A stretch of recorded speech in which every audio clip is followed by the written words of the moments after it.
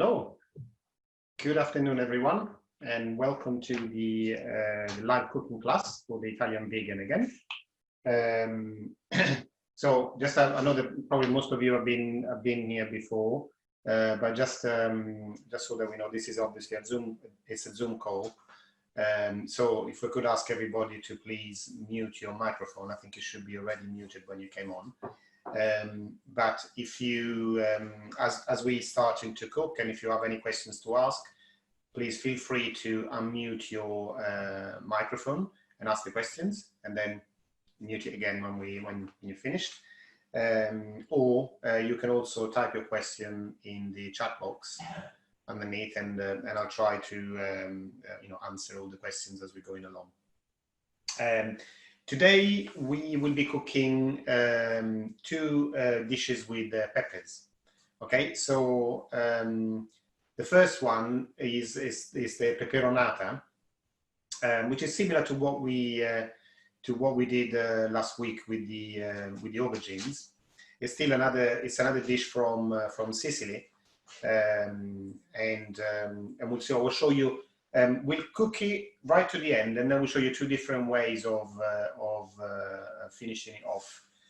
One that is traditional for Sicily, and one we do it slightly differently from central Italy. The second dish instead is sorry. The other thing I wanted to say, then we use that Peperonata to serve with rice, to have a kind of like a cold rice salad. Both dishes that I'm showing you today can be eaten hot, but they're best enjoyed cold. So they're kind of like ideal for the summer to have, because it's something that you can prepare and then eat as you need it without needing to warm it up. The second dish is peppers stuffed with rice, and those as well are actually even better the day after, because they really absorb a lot of the flavor. Before we start cooking, the first thing I would like you to do is turn your oven on 180 degrees. So we'll have that warming up while we start preparing our food. Pizza cooking stone. Sorry, could you just put this that way? Okay, so let's just get started. The first thing we're going to do, we just prepare a couple of peppers for to stuff. So we choose. I've got some nice big peppers. Oh, let me just quickly go through the ingredients. For the Peperonata, we use four large peppers. Better if you have a variety of color, because it's going to look better at the the finished product. So I use 4 of those. Then we'll be using 1 onion, some vine tomatoes, about 500 grams. These are about 550. And then we'll be using basil, and pretty much that is it. For the second dish instead, we're going to use, let me show you, some rice. We'll be cooking in a different way. I mean, it doesn't really matter which rice you use in this case. I'm going to be using risotto rice, which you've seen me cook before, but it doesn't really has to be this one. You can do it with any type of rice really. But I'll be cooking in a different way, so I won't be you've seen me doing the risotto. Just keep continually stirring with with stock. This will be done completely different, and I'll show you in a minute. So the rice will be used for the stuffing, and also we'll be using some where are they? Using some tin of tomatoes. I'll have some olives. You can use green or black olives. That will only make sure you remove the stone. And then we'll have some capers, chili, dry powdered chili, and basil again. Obviously olive oil, salt, and if you like, you can add at the end a little bit of pepper as well. Okay, so let's get started. as today, apart from cooking, there is going to be a little bit of waiting time because we need to put things in the oven, let them warm up, and so on. So let's do the first thing first. Let's cut a couple of peppers and prepare them. I use a yellow and an orange one. Let me just dry them. They're still wet. I just washed them. So I did. By the way, today, as usual, I really have done no preparation. Oh, sorry. The last ingredient I forgot to show you is garlic. So this is the only preparation I've done today. I just peeled my garlic, ready for the dish. Okay, so this is for the stuffed pepper. So I want to cut these in half, and I'll leave the stem on because I think it keeps the structure of the pepper better, so it doesn't when we're cooking it won't fall apart. See, try to be precise if I can. Okay, so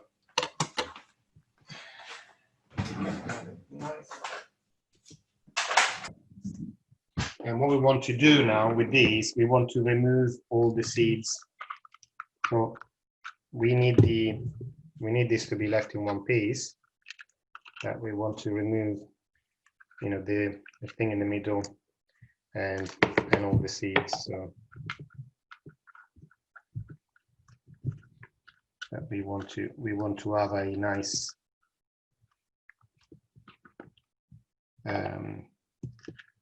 half pepper that we can keep.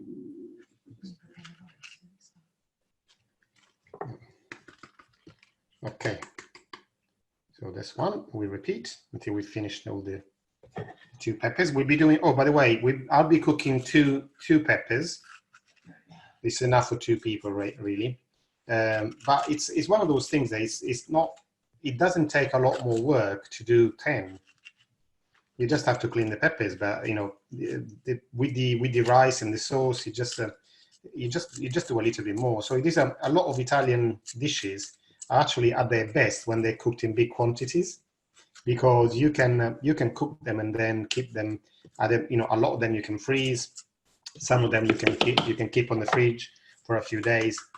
So I know if I can tell you one thing, like my grandmother, whenever she cooked anything, she would do about, like, you know, above 10 portions, you know, sometimes 15, 20 portions, and then she would freeze a lot of it, especially when she was making sauces.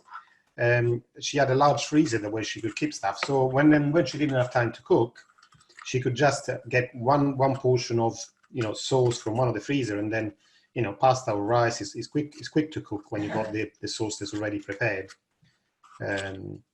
So it's a really good tip to have these things ready, you know, to warm up, at least for the sauce, when you don't have you know, half an hour or an hour of time available to cook everything from scratch.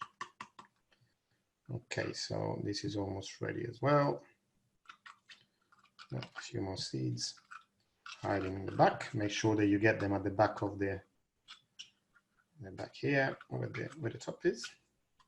Okay, there's 3, and this is the last one.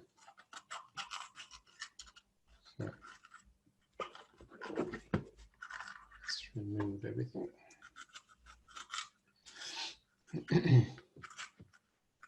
And as I said before, please don't be shy. If you want to ask any questions, you know, just feel free.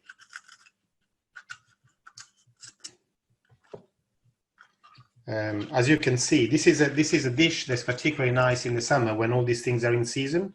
So when both the peppers and the tomatoes are, you know, are nice, fresh, and really tasty. It's not quite the same when you have to use things that have been grown indoors, you know, in greenhouses. But summer is the time for tomatoes and peppers, so it's ideal. Okay, so what we do now the oven should be nice and warm, as we said, at 180. In case you missed it, we warmed up the oven 180 degrees. Yeah, it is nice and warm. So what I'll do, I'll just put a little bit of olive oil on a baking tin. Not much, just a little bit of olive oil. And I put the peppers in there. Let's make sure that we have got some oil. I put the peppers in there to warm up. What we do, we won't be cooking the peppers. We just basically soften them.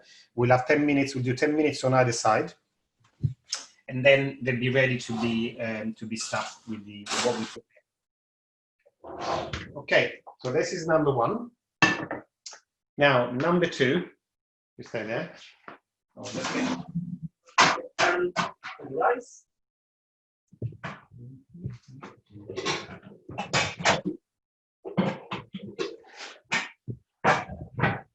So I'll get my pan ready for the rice.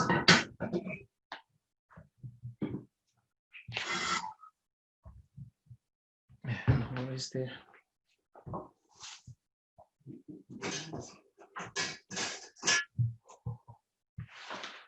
So we just get some rice so that we can use it for the stuffing, and also we can use it for the rice salad once we finish with the peperonata. So what I'll do, this is my rice. I'll just get a mug. It should be enough. And I won't be, for what I'm cooking, I'll just need a couple of mugfuls of rice.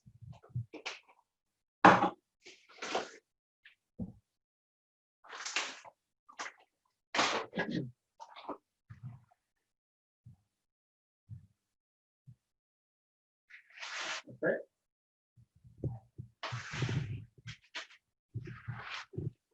We can say pretty much almost a full mug of rice. Yeah. This is going to be a lot. It's a lot of rice actually. So I'm going to put 2 in there. Put the rest of my rice away. And I'll just wash it under cold water.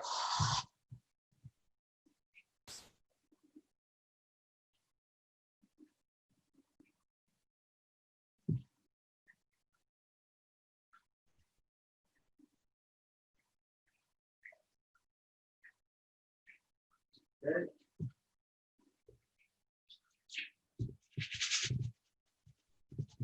We can take release some of the starch.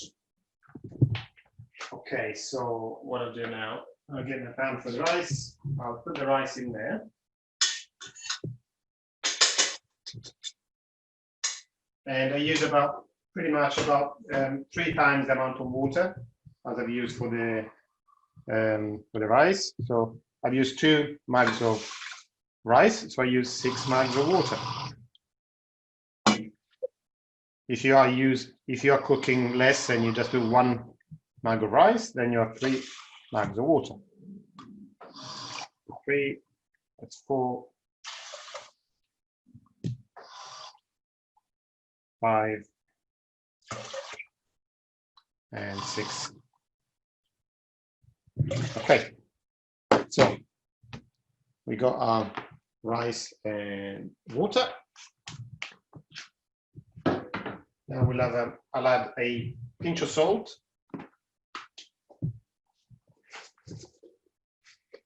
Literally just a pinch of salt. And I turn the fire on.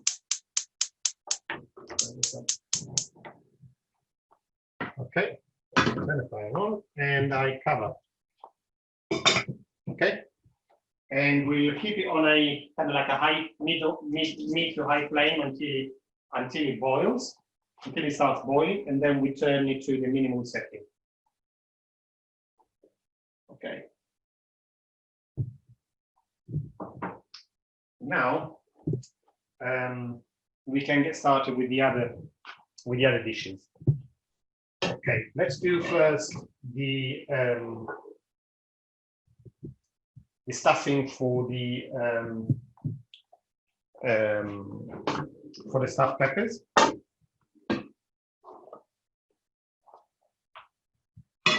Okay, got down there.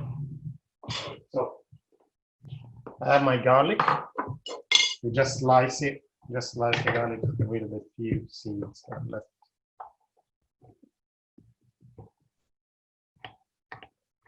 Just slice the garlic finely.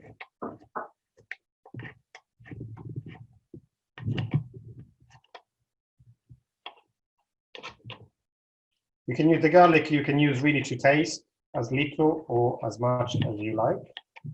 I'm using like 2.5 really, this is only a small one. But it's fine if you want to use 1 or if you want to use more. We like garlic in this house, so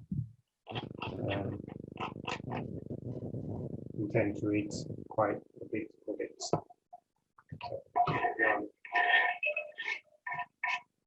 I'll put a little bit of oil.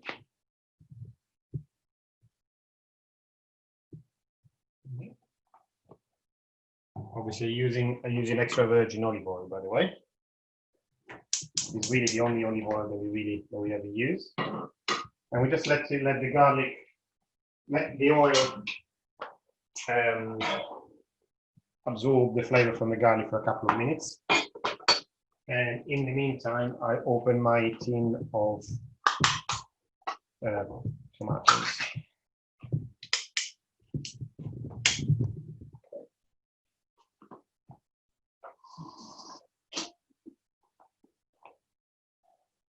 Okay.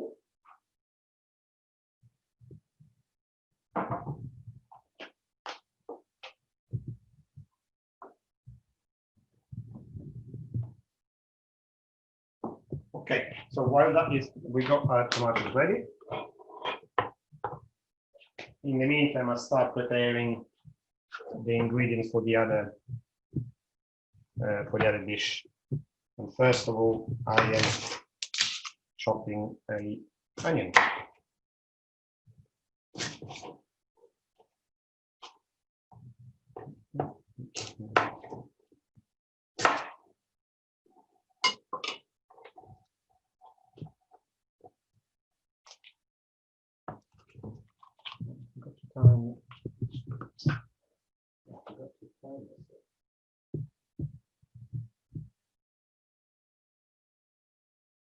I just forgot to take to time myself for the peppers. That's fine.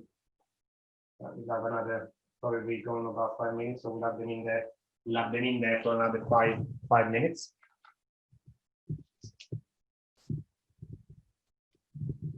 Okay, let's start cleaning the onion.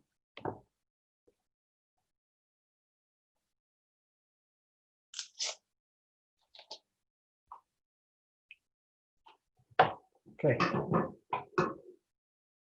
I can smell the garlic already. Really, that's what you want to do. You never want to burn the garlic, because then it can be overpowering. So when you can start smelling it, and you just want the oil to get the flavor from the garlic, we're ready to put in the tomatoes.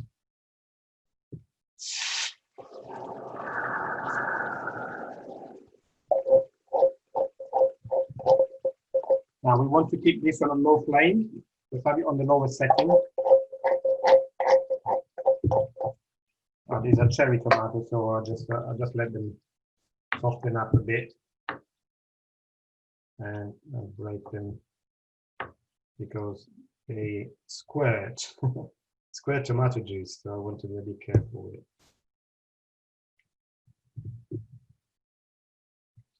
Any tomatoes are good, really. Any good quality. You can get chopped tomatoes, chopped plum tomatoes will be fine. So we'll leave this to just soffriggere, which means just very gently fry. Okay, and we leave it there for a few minutes while we get the other ingredients ready. So let's cut this onion.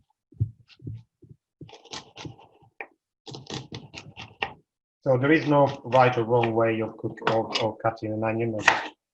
I'll just do it this way so they save me some time. Yeah, you can do it any which way you like.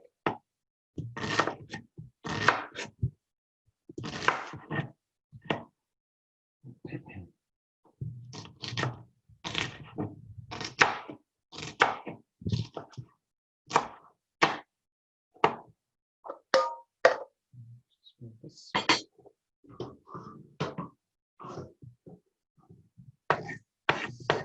Okay. What I'll do, I cut it, just leaving a little bit of onion at the end so that it's still in one piece. But then when it's cut,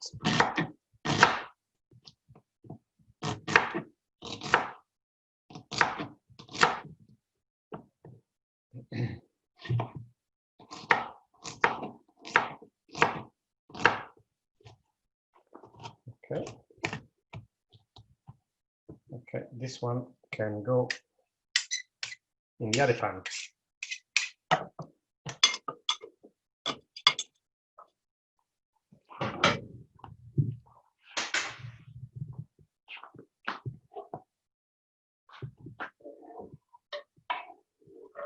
This pan is not on yet. I'm just putting the onion on there. I just want to make sure I get the other things done. I don't want to do too many things at once. What I want to do now, I want to get the other ingredients for that sauce and put those in. So I've got here capers, I've got green olives, and I've got some chili powder. Okay, so let me just get this ready.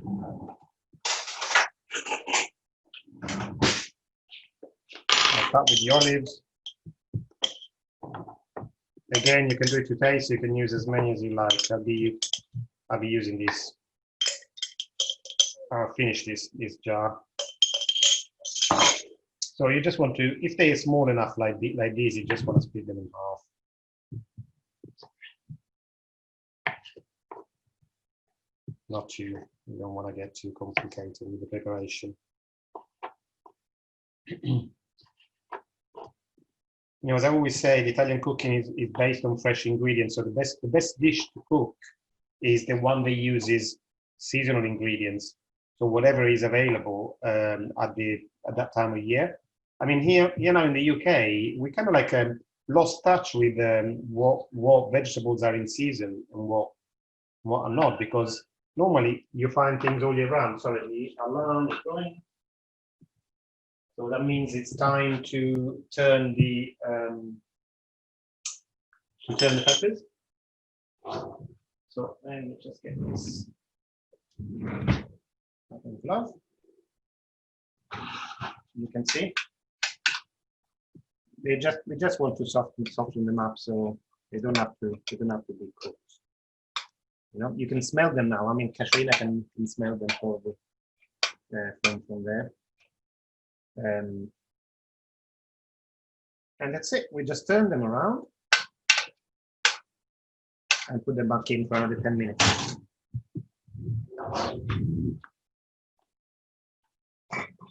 The rice is starting to boil, so we turn this down now to the minimum, and we leave it covered. So pretty much, we don't need to stir. We don't need to do anything with the rice. I think within 10 minutes it will probably be cooked.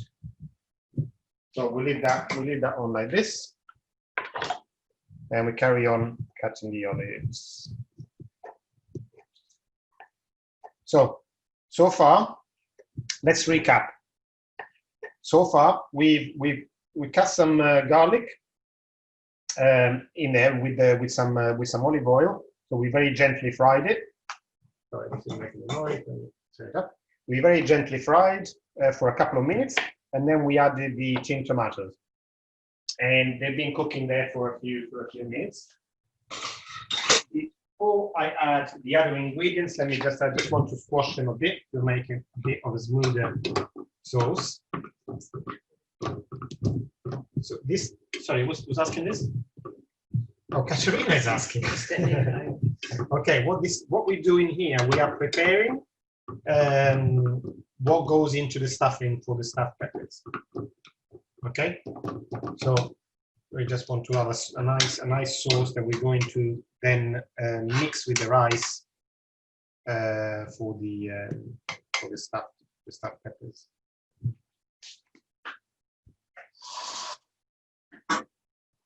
So, okay, now that is ready. I can put the olives in.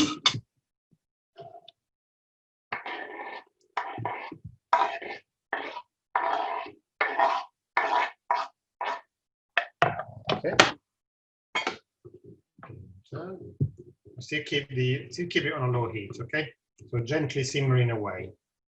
We want to absorb the flavor. We don't need to really cook anything here.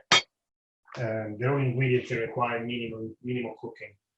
So I get a few leaves of basil put in.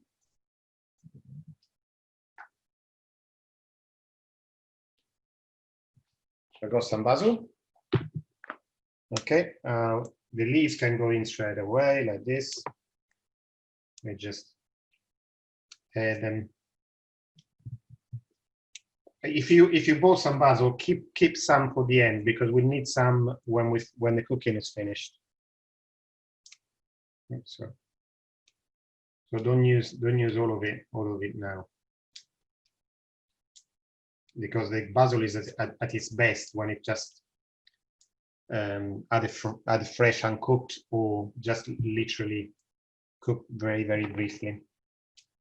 We want some of this flavor to get really absorbed by the tomato, so we use some of it now and some of it we'll do later. So the stalks can go in as well. I've got a few stalks from the basil leaves that are just removed, and I just I chop them up and they can go in as well. Okay, so we got the basil. You might have noticed that I haven't added any salt yet because I'm using ingredient actually quite salty. So I got the olives, and now I'm going to add capers as well. I don't know if you can see them in the bottle. I don't know if it comes out in the video or not, but I'll show you now. I'll open the jar. These are small, very small capers. Okay, so I'll add a few teaspoons. I like capers, so I'll add about 3, even 4 teaspoons of capers. Okay, we get it away, and I'll get a little bit. Actually, before I put the chili, because the chili is going to be quite hot, I don't want to burn my tongue. I will taste it and see if we need to add a bit of salt at this stage.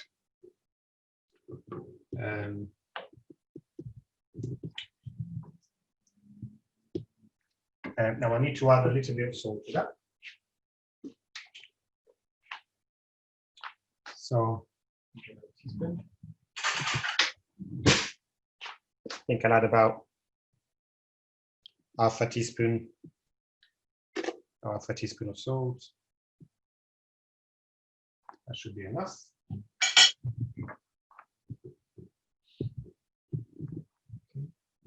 Keep an eye on the rice.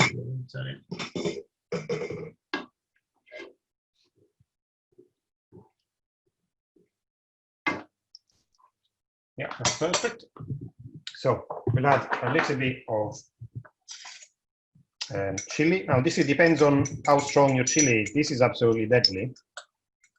So I'm using just a tip of a teaspoon like this. That, you know, just regulate yourself. Regulate yourself with the strength of what you're using.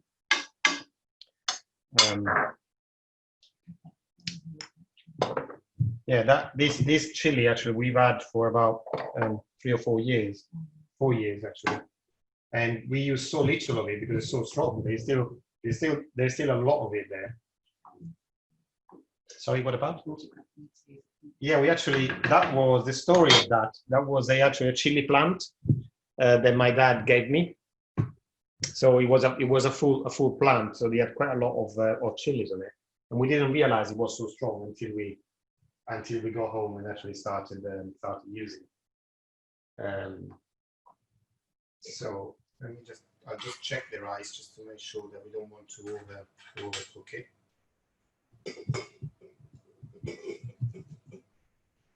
In just about a minute, and then the rice will be ready. Okay, we can now get going with the other part of it. So we got the onion in there. We need to now prepare the other peppers.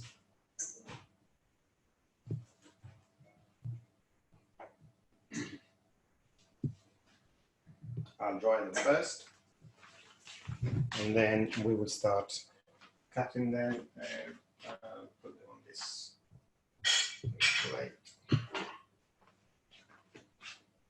Ready.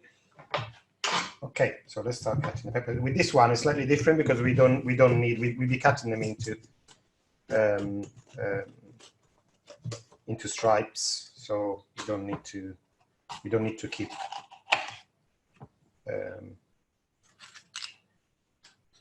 keep the half pepper in one piece. Just we want to make sure we remove all the seeds.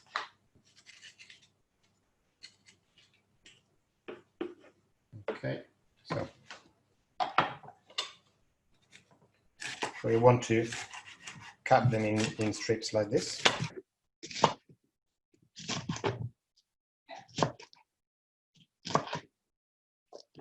Okay.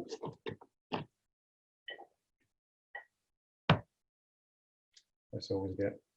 If there are any seeds left, remove them as you're chopping it. Okay. That's one. Pepper number two. Do the same thing. I normally do this because most of the seeds come out if you do that in one piece. Can you see? So it actually saves quite a lot when you do that rather than cutting them in two.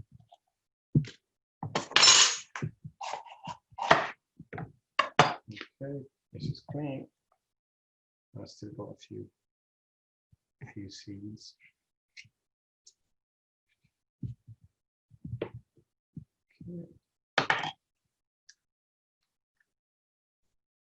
Okay, this is clean as well. So pepper number two can be cut.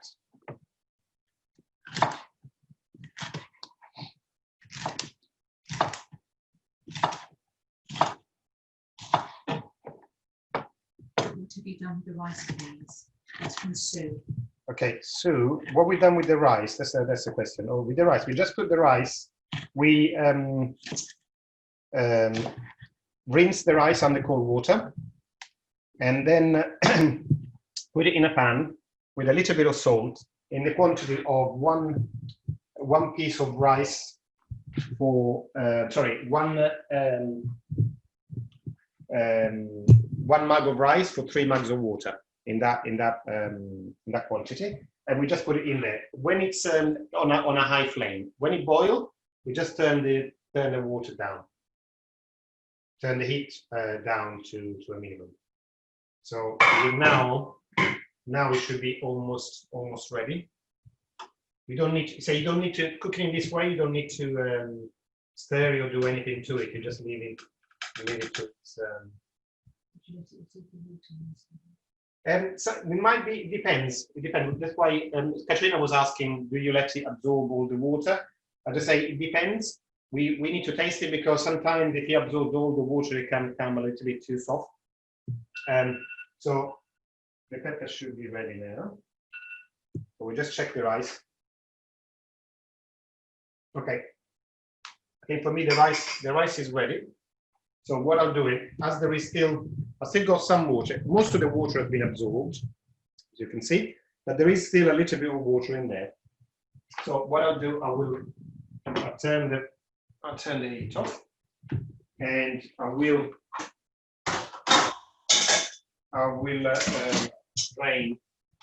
drain the rice.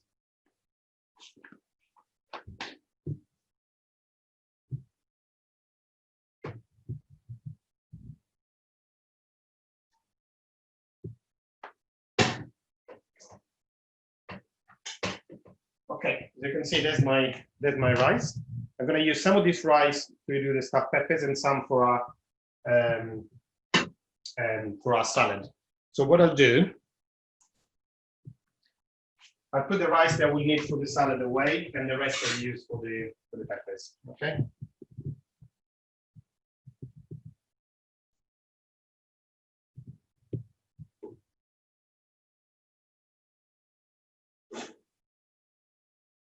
Okay, I think that's enough. You can make as much rice or as little as you like. I'll just get another portion.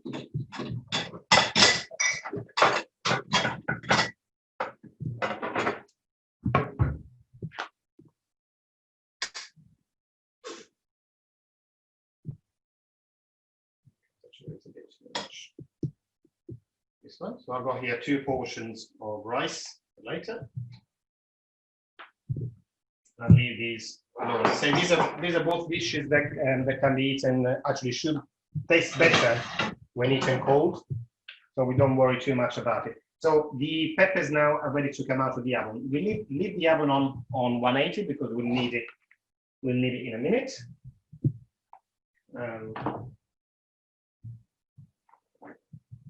Not enough room in here.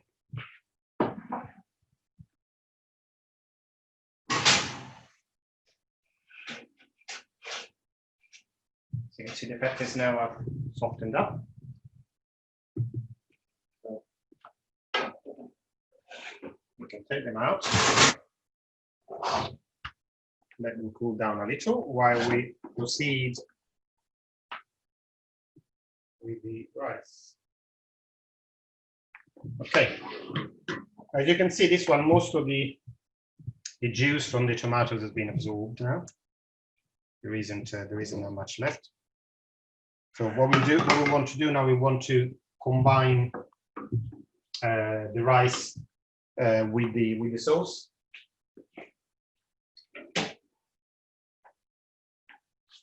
To make sure I judge the quantities that I need. I mean, if you want, you can do it in the pan, because in that case, if you got any rice left, you can eat it pretty much like a risotto, or you can put it in a bowl and just do the quantity that you need for the stuffing. Actually, I don't have that much rice left, so what I'll do, I'll put it straight in the pan, okay?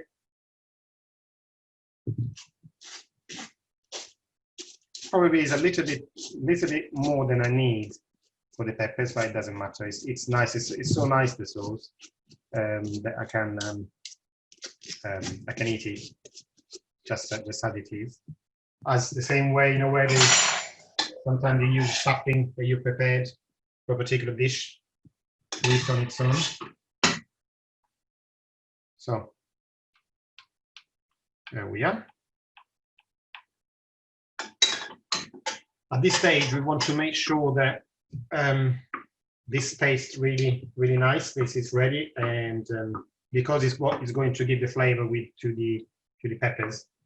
So we want to make sure there is quite a strong flavor before we use it as a stuffing. So if we need to add anything at this stage, then we can do it. So we need to, once it's been all like mixed in,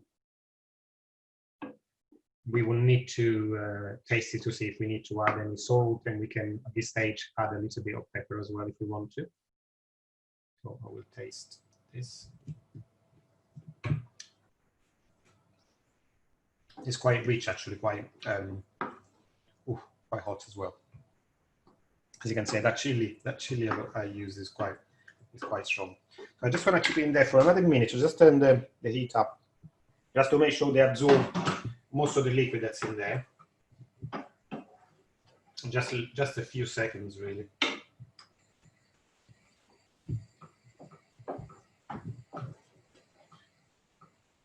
Okay, while this is going, I put a little bit, just a little inch of salt on the peppers. Not a lot, just a touch. Okay.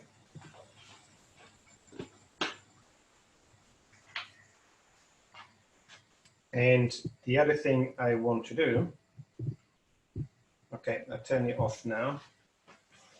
Let's have a look. Yeah, I'm happy with that. So I'll turn it off.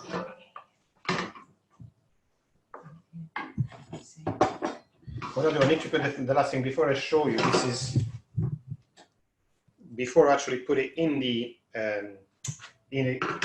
peppers. I'll add a few fresh basil leaves that they will not cook. It will just get warmed up by the heat of the sauce and the rice, but they won't be cooked on the stove. Okay, so we add some.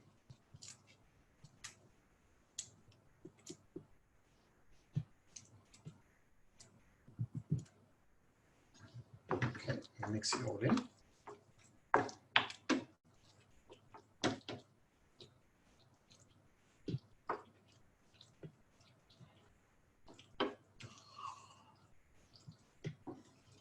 Okay, smells very good. You can smell the basil in there. That really comes through. Okay, so we're ready to do stuffing. Okay, so we just get the rice. Fill as much as I can.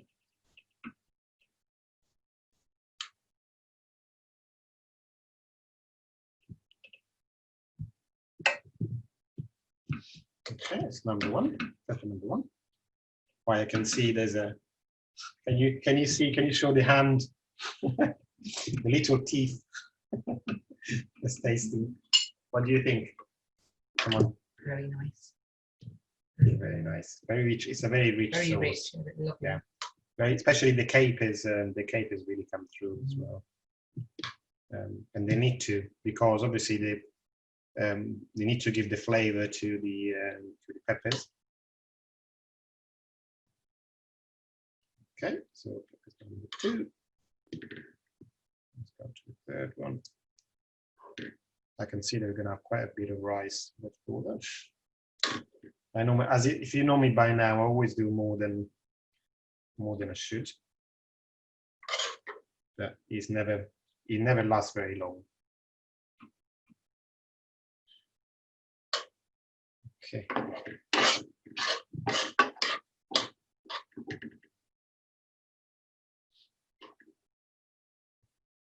And if you want, actually, I don't know if you still, for those of you that were here last week, if you still have any pine nuts, you can put some of those in as well. Actually, I've got some here. Actually, I just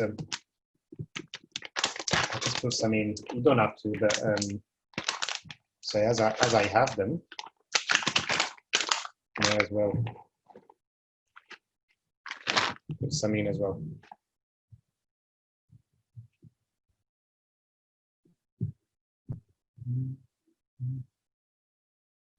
I'll mix them in a minute.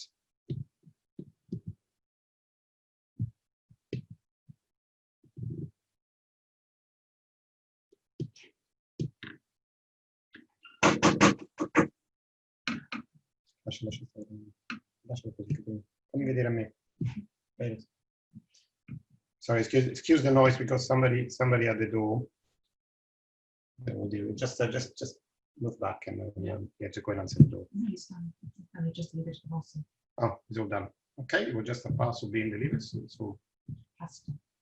all done. I think that was the pasta that we ordered. 14. So we got kind of like about a couple of boxes of pasta to last us through another lockdown. Okay, so this is ready. We just put a couple of drops of olive oil in each one of these. Literally, be careful. We don't want just literally drops. Okay.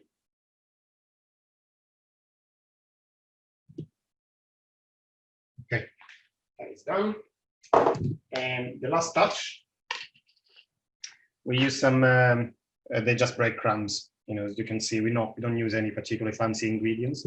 Just Sainsbury breadcrumbs, and we sprinkle it. We sprinkle it on top.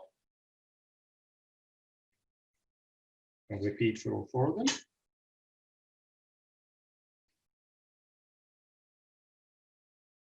not too much. We don't want to make it big, heavy, but it will give a nice finish to the top of this.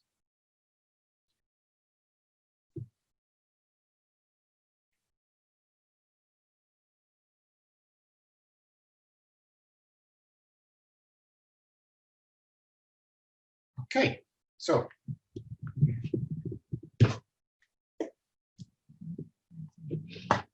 this is ready to go back in the oven. Okay, so again at 180 degrees. Let me just put that in.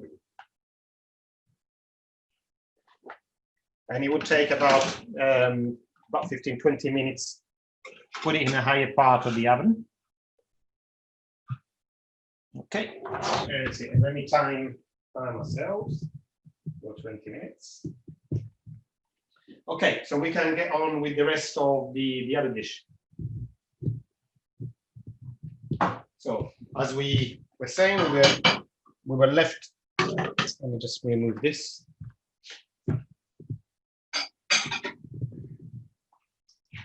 We were chopping the peppers. Okay.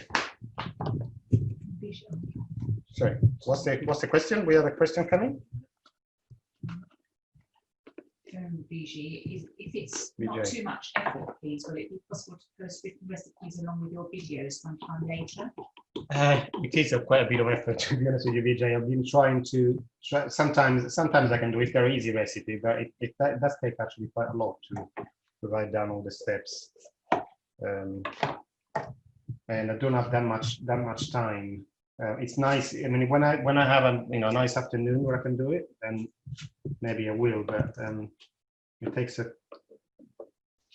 We don't. I work full time, and I don't really get much time for myself. So I'll try and do it if I can.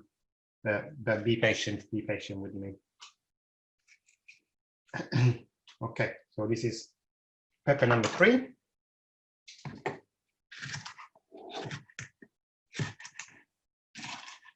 Because also Vijay, because I am quite detailed in what I do. What I found before is that when I have to put it on paper, it just actually is quite long, because I go into quite a bit of talking about all the little steps. Thank you, I understand. That's okay, no worries. I understand that it's easier sometimes if you don't have to watch like an hour's video just to prepare something. But it's a good idea. I had been thinking about it, to be honest with you. I just like kind of like time constraints. Okay, so this is the last one.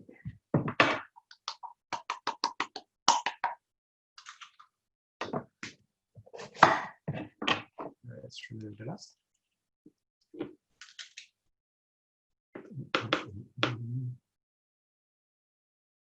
Okay, this is ready. And this is ready as well, so good. From Catherine, is your oven fan oven 180 degrees cooking? It's not, Catherine. Okay, the question was from Catherine if I got the oven on the fan setting. I haven't. So we got a fan oven, but I haven't put it on the fan setting simply because not everybody has that function in their oven. So it's a normal oven function. Okay, so we got the peppers ready, so we can get started cooking this dish. So we got, as you can see at the moment, I've got a pan with the onion that we chopped up before. We put like quite a generous amount of olive oil in there. Okay. And put it up on the flame. Again, I put it on a medium flame. We never want these dishes. We never want to cook them on a high flame. They are dishes. It's called in Italy soffriggere. Friggere means to fry. Soffriggere means to fry gently. Okay, so you got, and generally you got a little bit of fat in the pan. In this case, we're using extra virgin olive oil, and and I've got at the moment one onion that we chopped up before. So what we want to do really, we just want to soften the onion up, and to the point where you know when you're cooking the onion, where it becomes a little bit translucent, and then we'll be adding the other ingredients. So this is the next ingredient that will go up. If you want to speed up the process of cooking the onion, you can add a pinch of salt.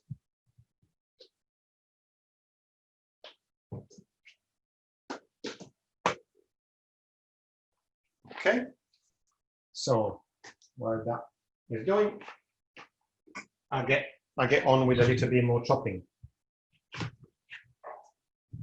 These are vine tomatoes, so unfortunately you can't smell them, but they smell really nice. And that's the difference. You do need these for this this dish, because we do need the fragrance of the vine tomatoes.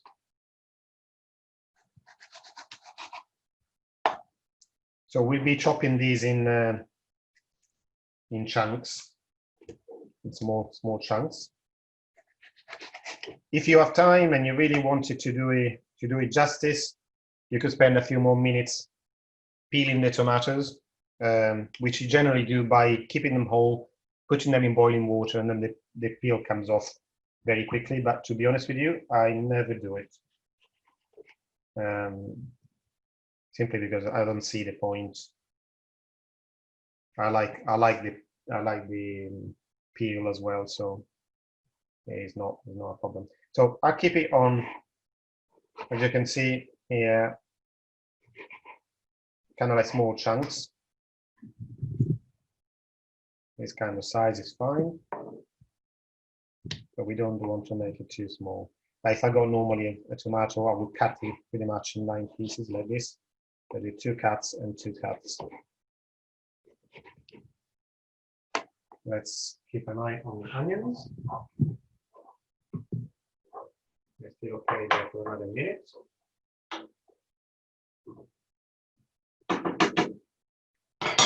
Carry on cutting tomatoes. When you cut tomatoes, always do it with a serrated edge, if you haven't removed the peel. Otherwise, you will crush them rather than cut them.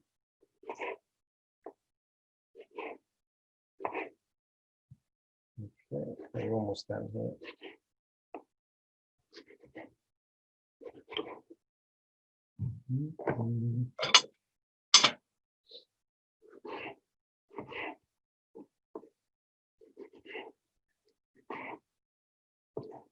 Okay, and we have the last tomato.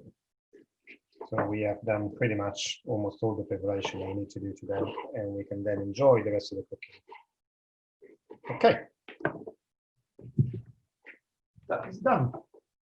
If you can see, if you want to have a look at the onions, I would say the onions are pretty much ready now. As you can see, they're changing color from the white of the onion. They're now kind of like a light yellow color. So it means that they're all nicely coated with the olive oil, and we have now softened up. So we don't want to do much more than this at this stage. So we go with stage 2, which is putting peppers in.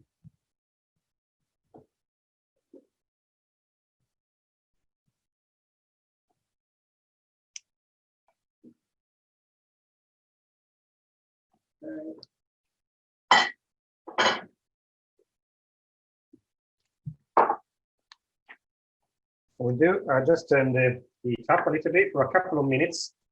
We just want the peppers to saute a little bit. Some French, yeah, not just Italian. Okay, so as you know, I speak obviously Italian, and I'm learning Spanish. Caterina is passionate about French, for example. So we've got Italian, French, English, Spanish. San Francesco at one stage was studying Chinese as well, but we seem to make that up. So we are a multilingual multilingual household.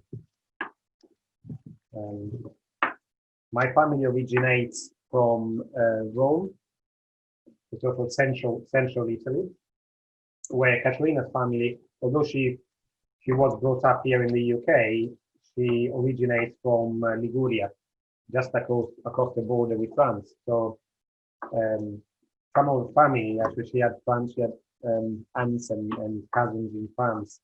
So they used to speak, a mix of Italian and French to each other. But the thing is that they all understood each other, even if it wasn't exactly the same language. Okay, so what we do now, it's been on a couple of minutes. We turn the heat down. We put a little bit of salt in. So just to soften them up again and accelerate the process. And we cover. Okay, and we let them soften up for a few minutes.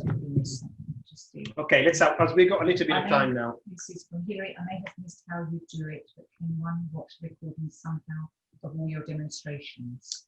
Hilary, hi. Yes, we record, as you can see, we're recording right now. We record all our cooking shows, so you can watch that later. But let me just recap, so that at least, as we're preparing this together now. So at least let's see if you have followed. So what I've done first, we chopped an onion, we put it in there with olive oil and cooked it for about a couple of minutes, just until it changes color to light golden, or if you cut it up very finely, then it becomes almost like translucent. And then we put the peppers in. So I used four quite largest peppers, sliced across the length in kind of like slices. So they're gone in, and I cooked them very quickly on a high flame for a couple of minutes. And then I added a little bit of salt and turned the heat down and covered them. Okay, and we leave them like this for, let's say, about 10 minutes. We'll see. In the meantime, we've got the peppers. They are in the oven and they are cooking gently in the oven. So they've been in there now for about 10 minutes. I'll have a quick peek. Oh, they're cooking. Smelling really nice. So they're cooking nicely, and so they should be ready in about 10 minutes. And depending on how strong your oven is, you might want at the end to just put the grill on for a couple of minutes, just to make sure you get a nice browning function on the top. But I'll put them at the top, so we might not even need to do that. So as I was saying, let me just repeat it again. These are kind of two dishes that are ideal for the summer, and they are often prepared like the morning for the evening, or the evening for the day after, because they are best consumed cold. Okay, so once the tomatoes come out, generally what we tend to do, we let them cool down, and then we put it on a plate and keep them in the fridge for a little while before we actually consume them. But you can always eat them, warm and actually hot as they come out in the oven. They're still nice. I just think that after a few hours, the rice absorbs all the flavors, so it tastes even better. Tried one last night, for example. There were a couple of things that I wanted to make sure before the live show, and put in the fridge. We had it this morning, and it was absolutely fantastic. Even better than the one we had last night. And often these are the kind of things that an Italian family would take to a barbecue, for example. Okay, so what we're doing here with this dish, we're making this kind of like this very rich pepper dish, which will be used to then put condiment on what it will be a cold rice salad. I mean, the rice now it's still warm. Obviously, it came out a while ago, so it will be cold by the time that we add the peppers to it. But that's exactly the way it's meant to be, just in case you wonder. Okay, so what are the next steps now? Once these are softened up, so we let it cook for another few minutes. Then we will add the tomatoes in it with, again, some more basil. So let's get some, let me get some basil ready as well to go in. I am destroying my basil plant here. Okay, so we'll do like we did before. The leaves can go in straight away. And the what I'll do with the stems, actually I might put them in now.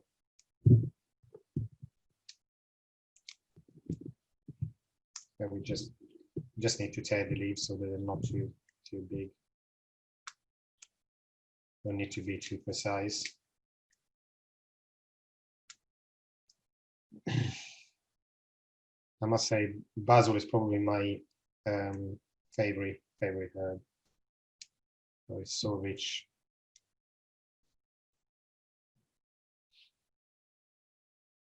And you can use it for even for. I mean, I haven't shown you any desserts yet, but you can use it on for desserts as well.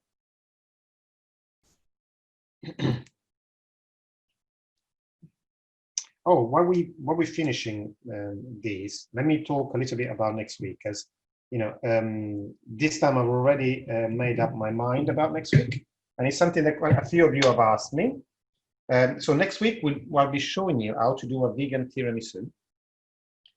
That probably all of you know, which is a very famous Italian sweet with coffee and special cream and biscuits and so on.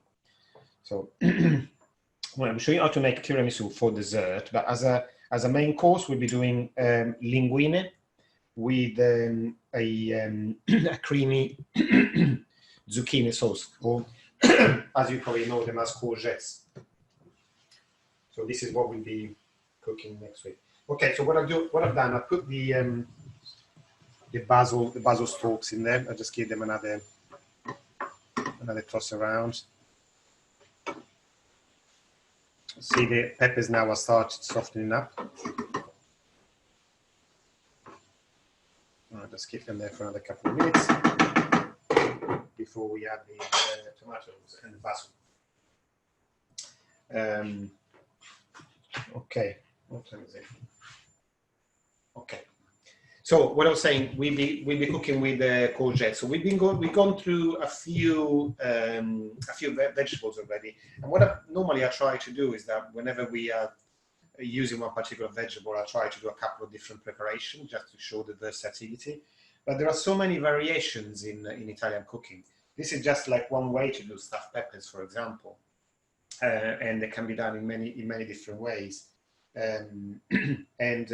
But there are some dishes that stay in everybody's mind because they are special. Okay, this one, the peperonata, like we did the caponata last week, are really some special dishes and are known often the world over, you know, as a specialty of Italian cuisine. So I try as much as possible to keep to the traditional Italian recipes, and sometimes I add a little variation on my own. But when I do, I will tell you when I do something different. Like for example, when we added the pine nuts right now, that's my own variation that I've done. It's not in the original recipe. Okay, so let me just these are kind of ready now. So what we do, we add the tomatoes now.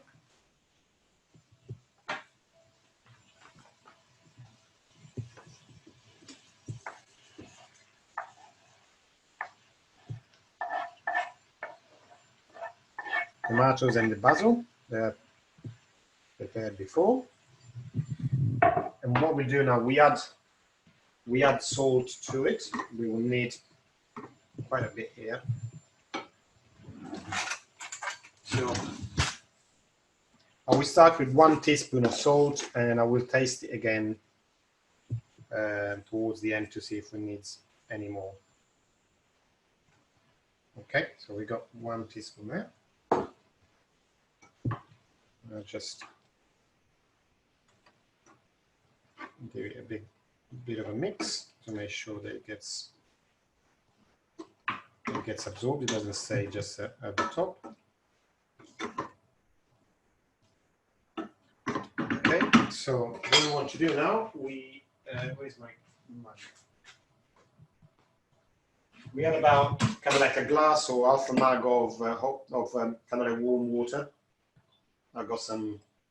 I haven't boiled the kettle. You don't need it, but still the water is still warm from earlier on. So we just have, as you can see, about half a mug of warm water. Put it in there, and I cover again, and we leave it alone for a little while. So again, the timer has gone, so it's done for in a minute. Oh, sorry. Okay, so this is ready and it's happily cooking away. It should take about 15-20 minutes. And in the meantime, let's have a look at our stuffed peppers. There's going to be a little bit of waiting time generally. So if you have any questions, please feel free to fire away. Let's have a look.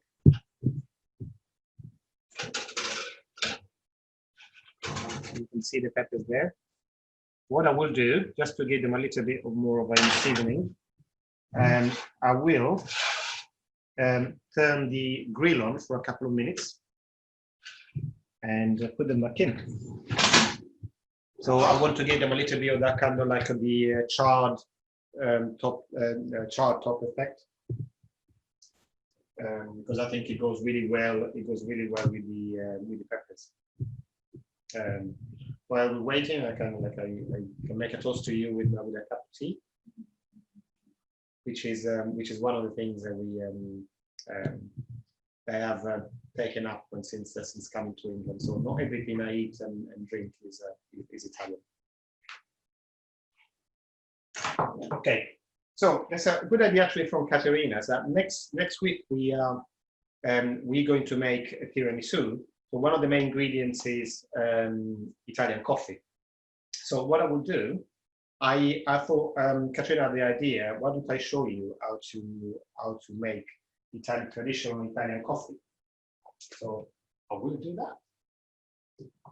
Okay, if I can find the coffee machine, that is, you know where it is. Okay. Oh, there it is. I found it.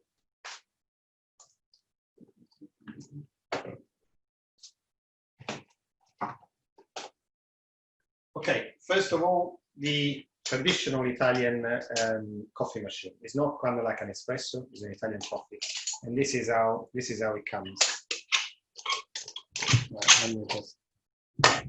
Okay, we got the container at the bottom where we put the water, and we have a filter that goes on top like this. Let me do it so you can see. Okay. As you can see here, there's a valve on the side to release extra pressure. So I'll put water in. You can see the valve on the inside as well. Probably it won't come out in the video, but I don't know if you can see this little valve here. Okay. So what I'll do, I'll put some water in there just to reach below the valve.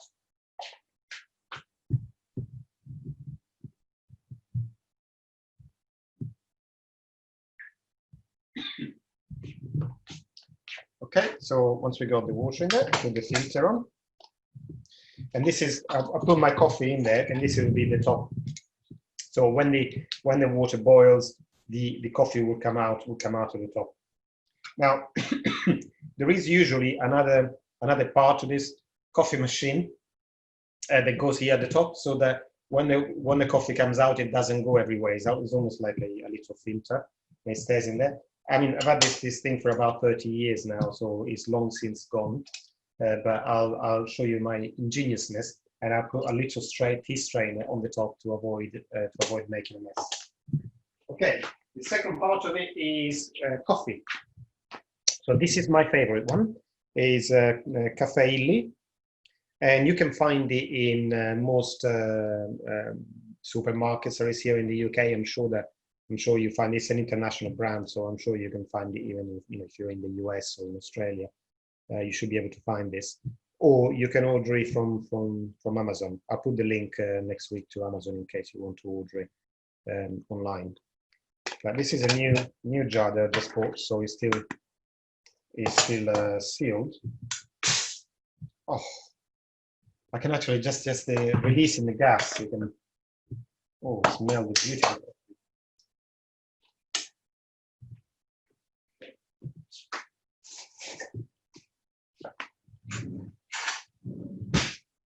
So what we do, we take the coffee. This is ground coffee. Obviously, it's not instant coffee, so don't make that mistake and put it in a mug without water, because you wouldn't be happy. It's also very strong, very strong, and this is kind of like the best coffee for espresso. At least the best, or the widely available ones. There might be some small operation and make homemade special coffee, but all the commercial ones, this is definitely the best one. Okay, so we fill in and we gently press down, but not too hard, because we don't make it too difficult for the water to come out. Okay, so it's a little bit, obviously it's a little bit more. You can see it's heaped a little bit. So when we put the top on, this will press it down anyway. So I'll just put the top on. I give it a good twist so that it's safe, and I'll put it on a low. Oh, this machine, by the way, you can get them on all different sizes. This is like a two coffee, 2 or 3. I can't remember. So as you can see, it's very small, and we make a couple of maybe 3 at a stretch espresso cups. You can get bigger machines that can make 6, 12, and so you can get, if you want to buy one, obviously buy one of the size that's right for your family, or for how many coffees you want to make when you use it. Okay, so put it on the smallest hob, and I've just put it on a minimum setting. And now there's got the other thing of finding the tea strainer. Let's see if I can find it. Or Katrina, if you can find it. No. Well, I'm lucky today. I found 2 things at the first attempt. So this is kind of like a little hack I found. This is just a tea strainer. So what I do, I'll turn it around so I can show you.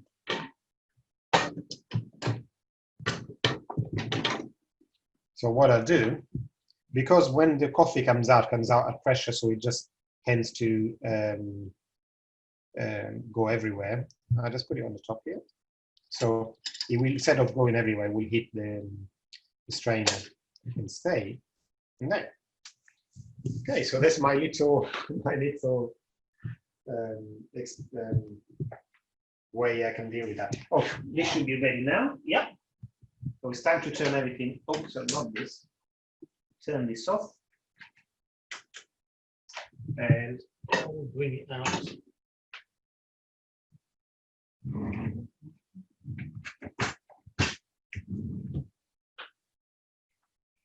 Well, you need some oven gloves. It's very hot.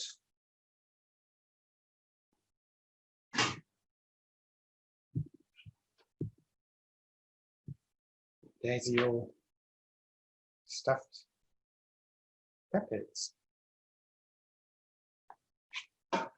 Katrina, if I could ask you actually to take a picture of that with your phone, that would be lovely. So these are, oh, the smell absolutely delicious. The smell of pepper is fantastic. As you can see, I left the stalks on.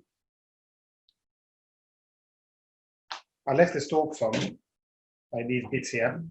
Can you show? like these bits here, they will come off very easy. Obviously, you don't need these. Okay, they're hard and horrible.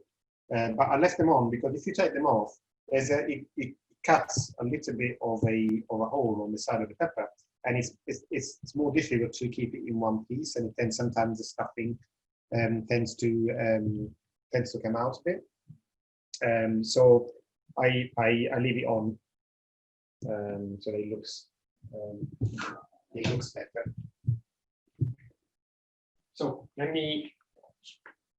I'll just put this on a serving dish so that you can see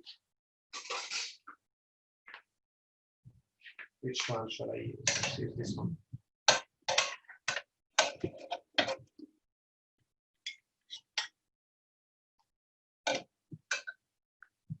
Voila. That's your peppers stuffed with rice, olives, capers, basil, and tomatoes. Have I forgotten anything? Yeah, I think it's all in there. And I guarantee you that's going to be delicious. But I am not going to demonstrate it to you straight away because I like mine either warm or completely cold. So I'll let it cool down before I attack it. Okay, and let me talk to you about coffee and coffee cups.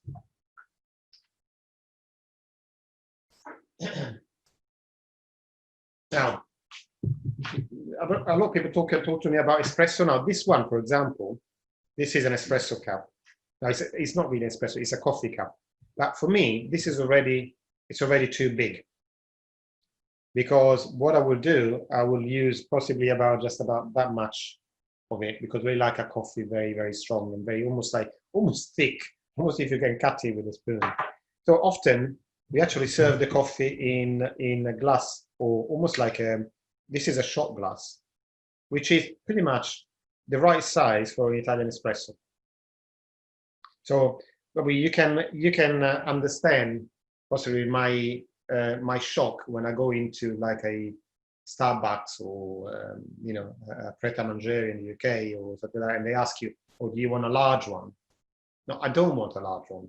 Actually, I want a small one. I want you to make a proper coffee I want all the taste in there. I don't want a bucket of water or a bucket of milk to dilute the taste that I have.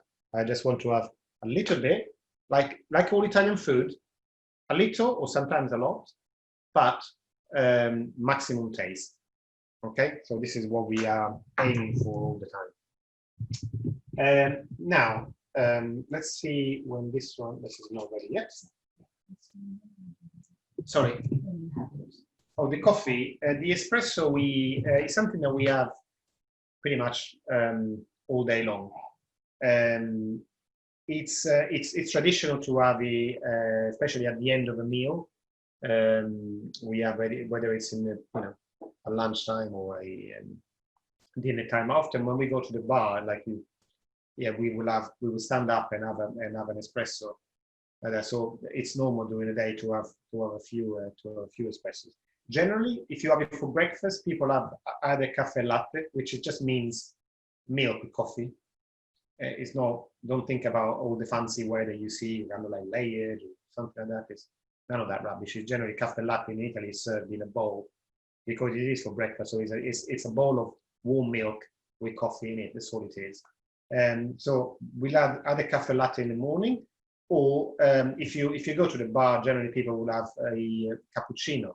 A cappuccino is something that we just have in the morning, never in the afternoon or after lunch. So it's kind of like it's a breakfast drink. So to understand. Oh, the other thing, yes, this is something that Katrina just reminded me. If you go on holiday to Italy and you go to a coffee shop, to a bar to have your whatever coffee or a drink, be very careful because in Italy there is a price for your drink when you have standing up at the bar, and there's a price if you sit down.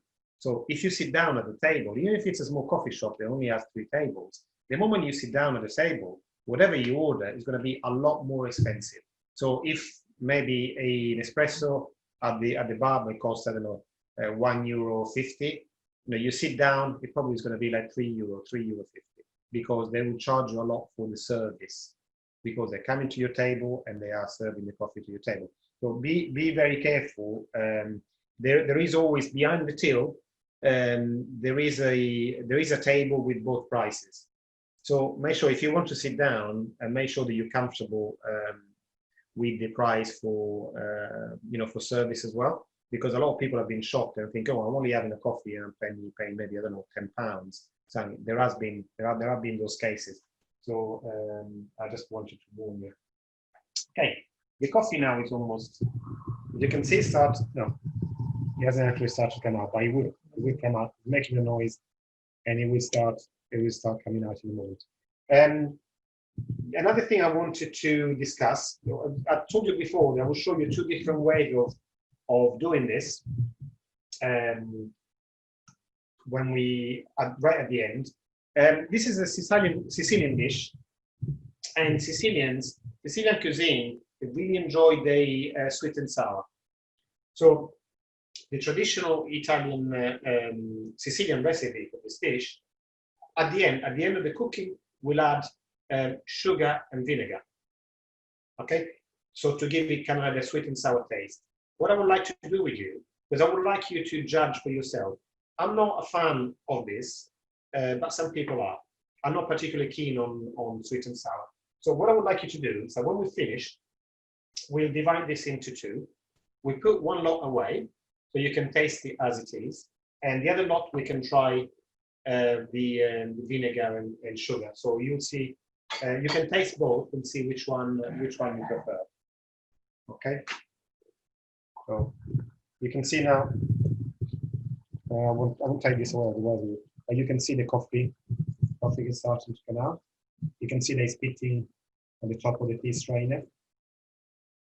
So we leave it in there for another minute while all the water comes out, and we get ready to have our coffee. And let me give this one a twist. We have a look. We'll have a look at this. We still quite a bit of cooking left to do. We want to get to the point where at the end there isn't much liquid left in the pan. We're just squeezing the tomatoes a little bit, so I get all the juices out.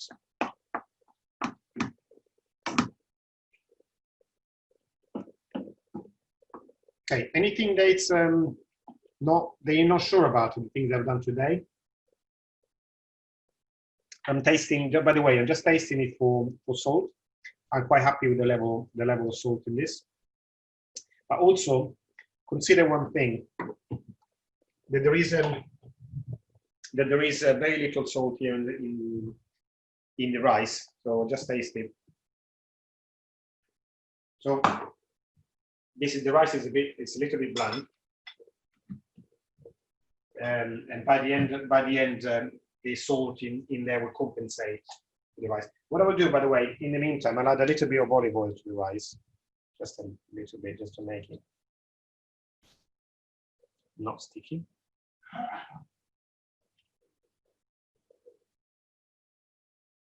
Okay. And just mix it a little bit. This is just, as I say, is plain boiled rice, really. Nothing special about this. The way they have cooked it with the top on, it keeps a lot of the nutrients of the rice in. So it's ideal. It's the same. I've used the same rice that we use for risotto. I use carnaroli rice. But it's the same if you use, you could use long grain rice in this case. I mean, this is really for kind of like a rice salad. So we're not too fussy about this part. What we're fussy about is obviously the peppers, because those are what are going to give the flavor to the dish. Okay, so we got this ready. I don't need the salt anymore, so I can put this away.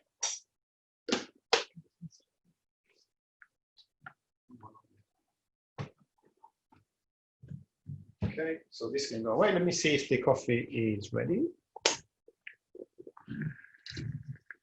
Yeah, pretty much as much coffee as I want.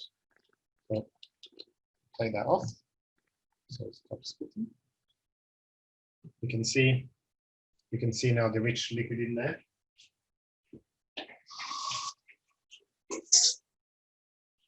So this is the real black gold. There's not oil, not petrol. Okay.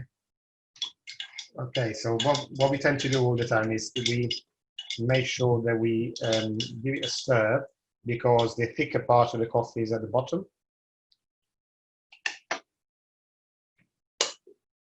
Oh, this is a bit hot, so I need to get.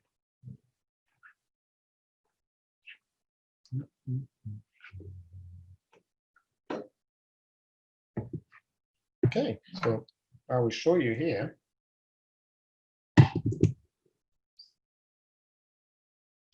And this really is the size of an Italian espresso. Let me just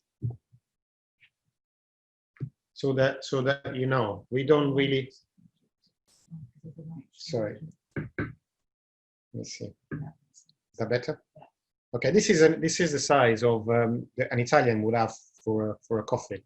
So it's completely different, as you see, probably the coffee you have here in the UK, as you have like a big mugs, like a cup of tea. But this is as much as I would have when I go and meet a friend and we have a coffee together. Okay, so what I'll do, I will add a little teaspoon of sugar. Obviously, it's very strong, very bitter, and I don't really have sugar much, but I do have it in this coffee. I don't have it if I have English coffee. I don't have sugar, but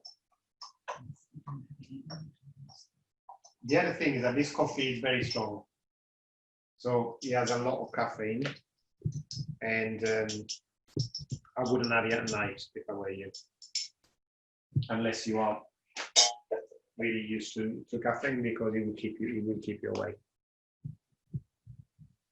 awake. So cheers, or salute, as we say in Italian. You say, by the way, salute if you kind of like cheers, or the other thing, if you are touching glasses, you say chin chin. So the things we use. Okay, so this is the coffee that we'll use next week. What we do, we make coffee and we let it cool down before we prepare desserts. It's very important. We can't use hot coffee, otherwise you would make a real mess. Okay, so the coffee is prepared. What I'll start doing, I'll get my mug. Actually, we can do it directly in the pan. So, as I said before, in a minute we split that in two, and one of it will be as is, and the other one will be in the kind of the sweet and sour finish. So, in a whole pan like this, you would use generally 4 tablespoons of sugar and 8 tablespoons of white wine vinegar. So as we split it in two, we'll do half of it. So I will put 4 tablespoons of vinegar and 2 tablespoons of sugar to make the sweet and sour. And what we'll do is that we will keep it in there for a couple of minutes, because we want the alcohol from the vinegar to evaporate, and then we only have the kind of like the sweet and sour part of it, but without the alcohol. So I hope you have joined me in having an Italian coffee as well. Let's have a look at this. You can see they still got quite a bit of liquid in there.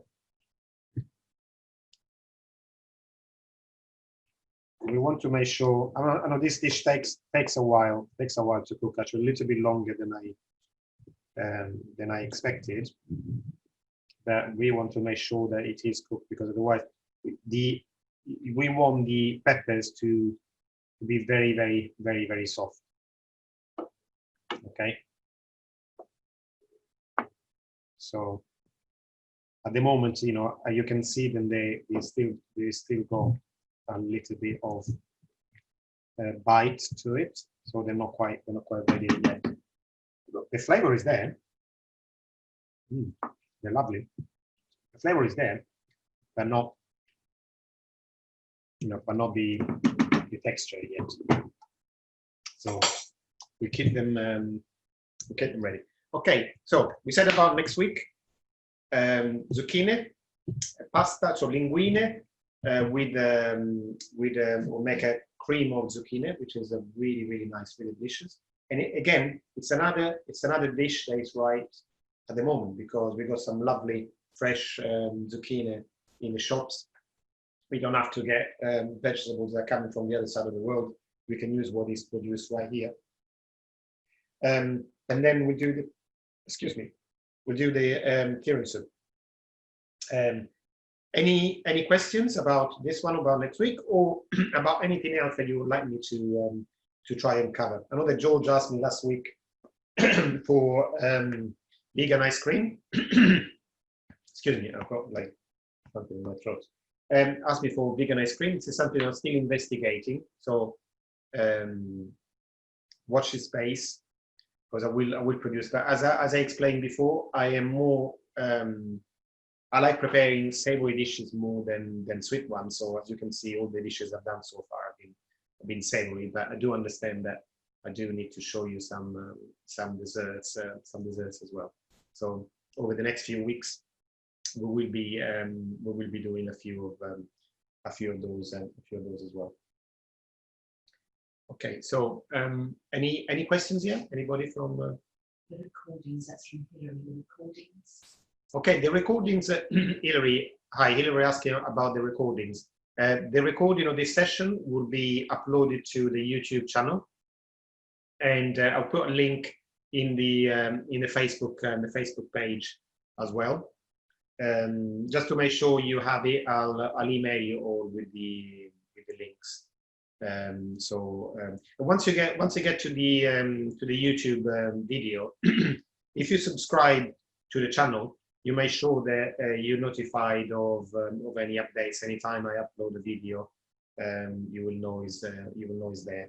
So you can go, if you can't attend the live class, you'll be able to see it later. And also, yes, another thing I wanted to ask you is that please, if you have attempted any of these dishes, do send me a picture and post it on the Facebook page. I'm really happy. I'm never happier than when I see one of my dishes has been prepared, and the results that you get, whether it's come out right or not. If it hasn't come out quite right, then ask me. I'll be able to pinpoint, you know, what went wrong with it. But I like to hear all critics, feedback, whether it's good or bad, because I can only improve by hearing criticism as well. So if there is something that I have done that you don't like, please do let me know.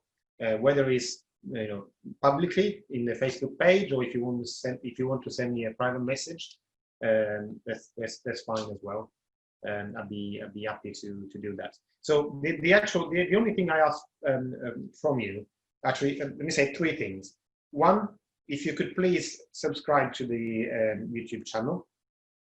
Two, if you could like the page, and if you could leave a review. I know some of you have already left a review, which has been really lovely. Like I know that Maria has, and Vijay as well has left a beautiful review, and also Rosaline and Neves have.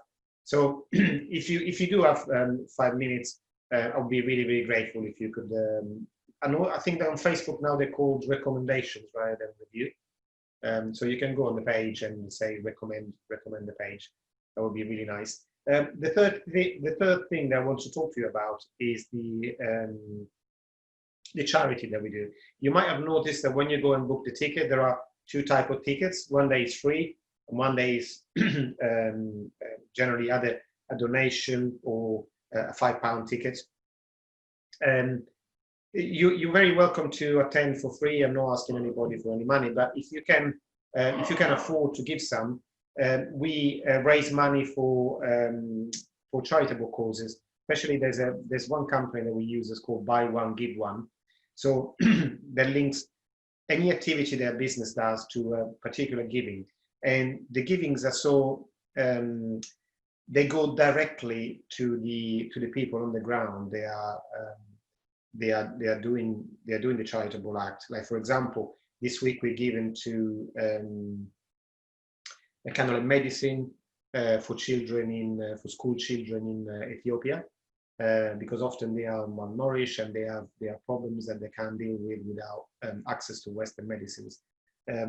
So we're giving them access to vitamins and medicines, and we've done it enough so that we could support 90 doses of this for 90 children. But there are so many different causes and charitable actions that are supported by this charity. If you want to look it up yourself, it's called Buy One Give One, and you can also find it on the internet as b1g1.com, and you can see for yourself. So we are raising money for them, and anything that you do through buying one of the tickets goes to support. We choose one particular impact that we want to achieve, and we give to that particular impact. Okay, let's have a look at this now. It's much better now. There's still liquid in there. So what I'll do, I will now uncover it and let it in a way dry up, because it's now nice and soft.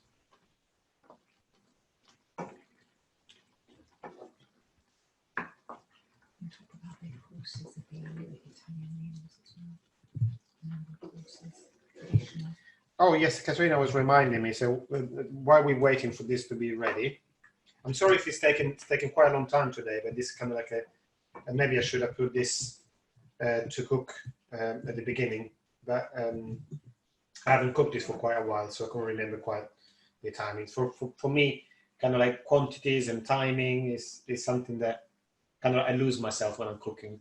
So sometimes I don't realize if it takes 20 minutes or 40 minutes. But I see when something is ready or is not ready by the way it looks and by the way it tastes. So yeah, one thing that Katrina reminded me to talk to you about is the traditional Italian meal. So how do we serve that dish? Serve our dishes. How do we eat?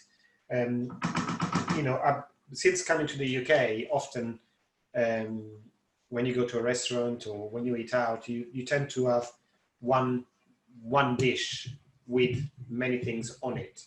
Okay, it's kind of like having one main course. In Italy, we don't do that. In Italy, we have each course is separate. So we'll have our starter without anything else. So then that's taken away. Then there is a main course, which is generally either pasta or rice with cooked in a particular way. Then when that is finished, the second course comes out, and that's generally when it's either a meat, fish, or a vegetarian dish. And generally, when it is meat or fish, is on the side you would have a side of either salad or vegetables cooked in different ways. Okay, so there are starter, the first course of pasta or rice, second course of either vegetarian or fish or meat, and then you will have your side dish, and then you have your dessert. So generally, a normal Italian dish, I'm not talking about, like a wedding or something where you have many courses, but a normal Italian meal will have 5 courses. Okay, it can seem a lot, but often the 5 courses can multiply as well, because on top of that, then you can have your coffee, or you can have some fruit at the end, you can have some cheese. So we do tend to spend a lot of time around the table. And it's so we don't eat maybe so much like big portions, but we keep eating for a long time. So we eat a bit of this, and we pick a bit of that, and we have a little bit of this, and we carry on. And it's an excuse to be around the table, catch up with everybody, and talk, and kind of like the family lives revolves around the dining room and the kitchen as well. And Christmas is kind of such a joyous occurrence, the way normally the kitchens are very busy. You get like 4 or 5 people that will congregate in the kitchen, especially when I just want to tell you a little story. Obviously my grandmother before obviously passed away, she had been cooking she passed away when she was 98, by the way, and she had been cooking for almost 60 years. And she could do things in the kitchen without even really thinking about it. She could easily prepare a meal for 10 people without batting an eyelid. When we had Christmas dinner, it used to be quite, obviously a lot of people, there were about 15 of us. And so my mom, my aunt, or whatever, they all like helped out in the kitchen. But she always like tried to push them away. She wanted to do things on her own. But one year when she had an accident and she broke an arm, so she couldn't do it by herself. You're kind of like 5 people in the kitchen trying to do what she would do on her own. She was just an amazing woman, and a lot of the things that I'm cooking is because I have grown to love them by tasting what she cooked. Oh, this is kind of like making me really, really hungry now. So I'll turn the heat up a little bit, not much, but a little bit. It's starting to, as you can see, there's still a lot of liquid in there, but it's starting to dry up. In the meantime, while we're waiting, if you're still here, if you have made it this far, please let me know as well if you had any special requests that you would like to see cooked. So as much as possible, if I can accommodate, I will. The one thing I wanted to say, I've had a request last week. I think it was Rosalind that was talking about the spaghetti bolognese. Okay. Now, I must say that that's one request I won't be able to do for 2 reasons. Okay. First of all, having turned vegan, obviously you go against meat, fish, and any products that come from animals. So even cooking something that reminds you of that is, it goes against the grain, really. Also, there's something else I don't understand. When I go to supermarket and you go into like the vegan section, all you can see is like vegan sausages, vegan sausage rolls, or vegan, all products that remind you of meat. And I don't really want to have that because I don't think we need to eat meat. And the bolognese is something that's a dish that's traditionally, obviously, meat rich. I don't really want to cook things that remind me of that. That's number one. Number 2 is there isn't quite anything that can take the place of the meat to give it that flavor.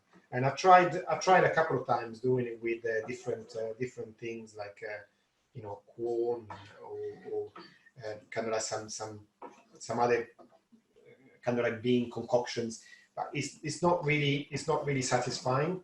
So I don't really want to cook something that is second best, that I wouldn't really enjoy eating myself. So that is one request that I need to pass on. But I'm still happy to listen to any other requests you might have, and I'll be happy to do it if I can. Okay, look, I mean, this has been, how long have we been on the video now? It's 10 to 2. 10 to 2. So, Quarter to 2. Oh wow, so we've been almost 2 hours, so it's taking far too long.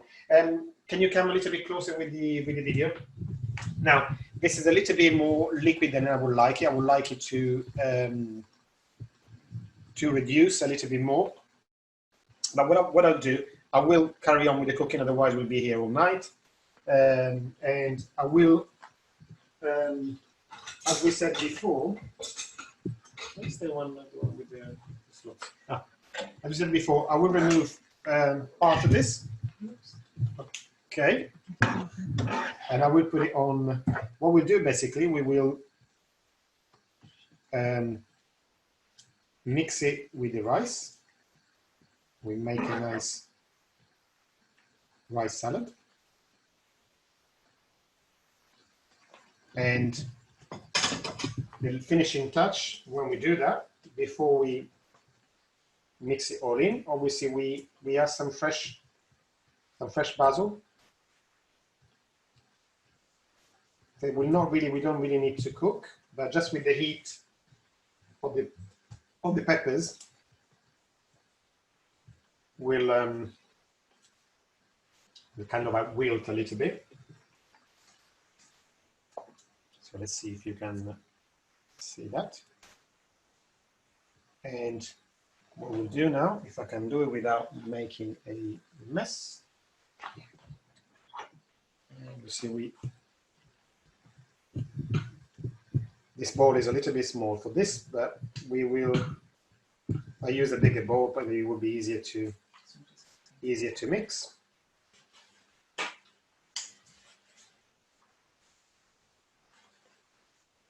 Okay, so, and again, this is a dish that it's best enjoyed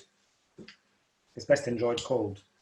And you can prepare this, for example, to take to a picnic. It's ideal. So we got this, and if you like it, I mean, tasty, and if you want, you can add a little bit of pepper to it.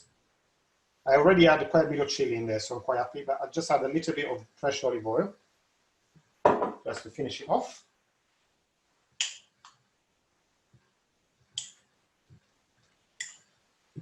And there you are. Dinner is served. Okay, so having done that, prepared. Okay.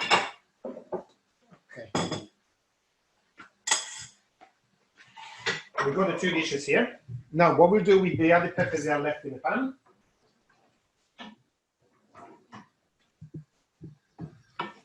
So, what we do with the rest of the peppers, we'll try the sweet and sour sauce. So, where is the vinegar?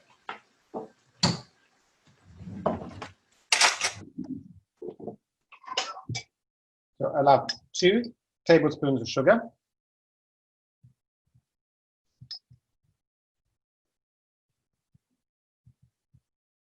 Okay, sugar away. And 4 tablespoons of white wine vinegar. Okay. 1, 2, 3, 4. Okay. Having done that, we then let it. You can smell it, very, very strong. We then let it cook for a couple of minutes to remove the alcohol, really, to get all the flavor, the vinegar as well. So this will be, the result of this will be more of a sweet and sour dish compared to the other one. But they're both lovely, and especially after a day, it really absorbs all the flavor. What you want to do when you eat this dish, always have some nice sourdough bread next to it, because you can do what we call la scarpetta. La scarpetta means the small shoe, which is done when you have the sauce on the plate and you clean it with the bread, and it's often the best part of the meal. Okay, let me just have a taste.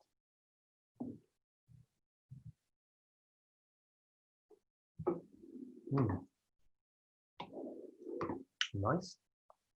Although I say I'm preferring myself without, but it's still really nice. So we'll let it cook for another minute, and then this will be ready as well.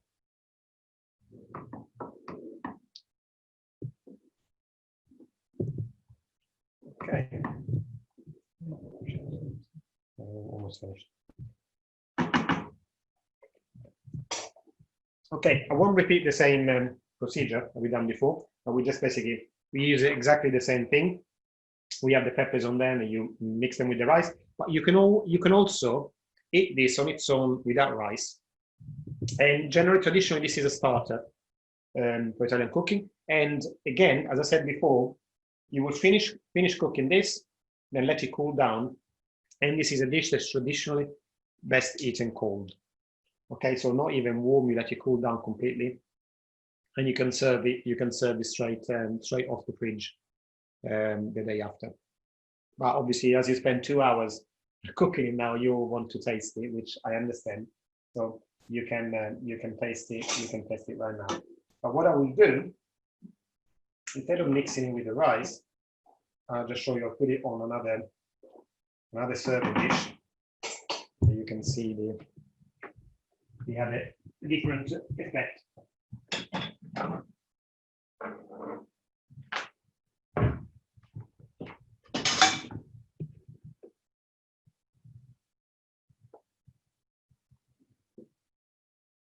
It's best if you use, when you do this, if you use different color peppers, because it's kind of like didn't have any green ones yesterday. I use orange, yellow, and red, as it makes it really rich. So you can eat this like this, and often you find it in restaurants just like that. You can eat it on its own with maybe with a slice of nice sourdough bread, toasted, or you can have it on a rice salad as we did before, or it's been used as well to make a cold pasta salad too. If you have, for example, if you cook penne or fusilli and then mix it with this, it makes a really lovely pasta salad as well. Okay, this is now, it's pretty much done. It's taken a long time. It's got, those tomatoes had a lot of juice, as you can see. It still hasn't completely cooked. But the last finishing touch you always do with this, you always add fresh basil. Okay, so you get a few leaves of basil, and you just you tear them in there, and then you give them a mix, because you want it to have a little bit of basil with each mouthful.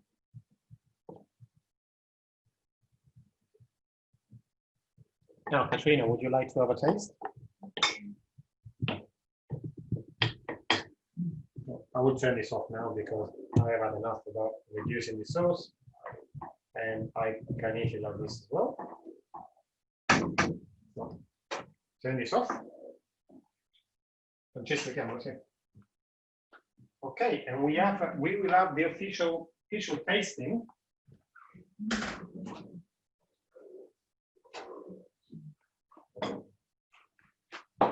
So we have, hi Francesco, come along. Say hello to everybody. Hello. This is kind of like the ravenous taster. So we have the 3 dishes here. As of these 2 are really the same. But we have the starter, which is a stuffed pepper. Okay, and then we have the peperonata with the rice salad, and this is the peperonata on its own without rice.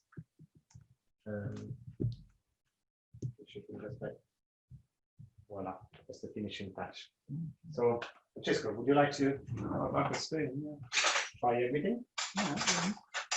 Fork, spoon. Start from left to right. See, as you can see, it's very methodical. Very methodical. Fine. So,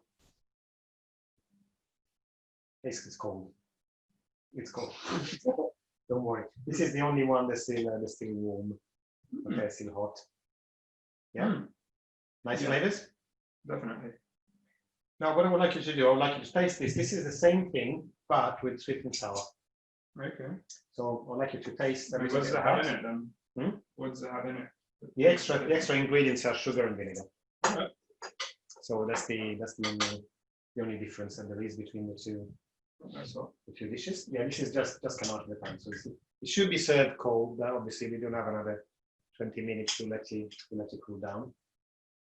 So it'll be served hot.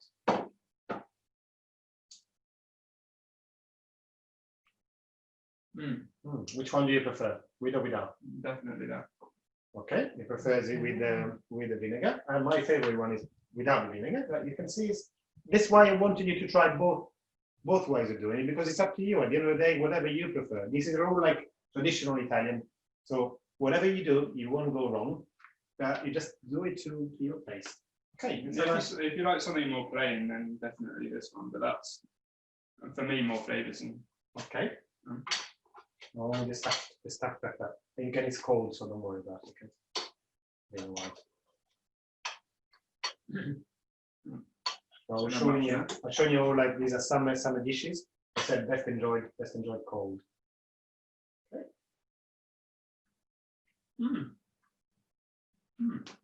He's happy. If he's happy, we're happy. Katrina, come along. So just to say goodbye to everybody. We'll be like family shot. Yeah.